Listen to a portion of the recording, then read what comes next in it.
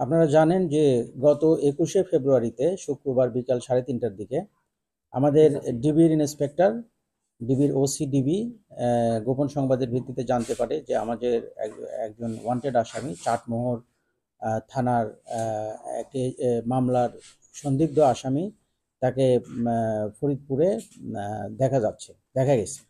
তখন সেই তথ্যটি ভেরিফাই করার জন্য ওসি ডিবি তার 2 সদস্যের একটি টিমকে ফরিদপুরে পাঠালে সেই টিমের সদস্য এএসআই রুহুল আমিন ওসিডিবিকে জানায় যে তাকে একটি সুন্নতি খাতনার অনুষ্ঠানে দেখতে পাওয়া যাচ্ছে।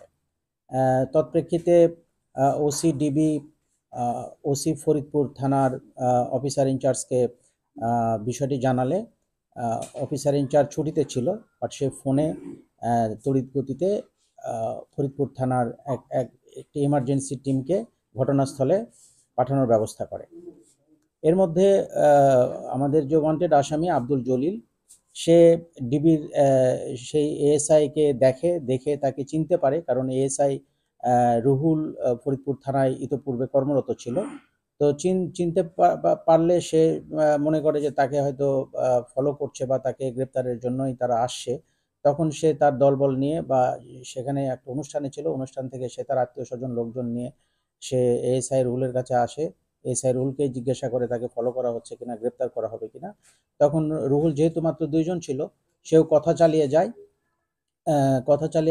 এই কথা চালাচালির এক পর্যায়ে ওখানে প্রায় অনেক লোক জমা হয়, 150 জনের মতো, 100-150 জনের মতো লোক জমা হয়।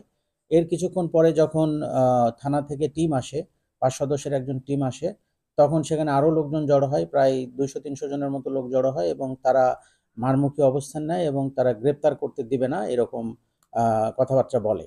তো পরিস্থিতি যখন উত্তেজিত, জনতা যখন উত্তেজনাকর অবস্থায় ছিল, তখন থানা পুলিশ এবং ডিবির টিম, এবং তখন স্থানীয় আমাদের পুলিশের যে বিট অফিসার আছে, সে আরেকজন সাব ইন্সপেক্টর সহ এসেছিল। কিন্তু তারা পরিস্থিতিটা বেগতিক দেখে তারা আর তাকে গ্রেপ্তার করেনি, কারণ গ্রেপ্তার করলে হয়তো মানে একটা সংঘর্ষ হওয়ার সম্ভাবনা ছিল। এবং যদিও পুলিশ গ্রেপ্তার করেনি, তারপরেও তাদের মারমুখী আচরণের কারণে আমাদের কতিপয় পুলিশ সদস্য তাদের দ্বারা আহত হয়, এবং একটা পর্যায়ে তারা ওই বিক্ষুব্ধ জনতা তারা আব্দুল জলিলকে নিয়ে যায়, এবং আমাদের পুলিশ তাকে গ্রেপ্তার করতে পারেনি। তো যেহেতু পুলিশকে গ্রেপ্তারে বাধা দান করেছে এবং আমাদের পুলিশকে তারা আহত করেছে, তৎপ্রেক্ষিতে আমরা আব্দুল জলিল সহ এজাহার নামীয় 20-25 জন সহ আমরা অজ্ঞাতনামা অনেক আসামির বিরুদ্ধে আমরা পুলিশ অ্যাসল্ট মামলা করি, এবং সেই মামলার প্রেক্ষিতে থানা পুলিশ, ডিবি পুলিশ এবং সেনাবাহিনীর যৌথ টহল অভিযানে, যৌথ গ্রেপ্তার অভিযানে আমরা 2 দিনে মোট 11 জন আসামিকে আমরা গ্রেপ্তার করি। এবং আব্দুল জলিলকে গ্রেপ্তারের জন্য আমাদের অভিযান অব্যাহত ছিল। আমরা প্রযুক্তির সহায়তায় তার অবস্থান ট্র্যাক করার চেষ্টা করি, এবং সে ইয়েতে ছিল কয়েকদিন, কিছুদিন 2-1 দিন ছিল ফরিদপুরে ছিল, তারপরে সে তার লোকেশন আমরা ঢাকায় পাই।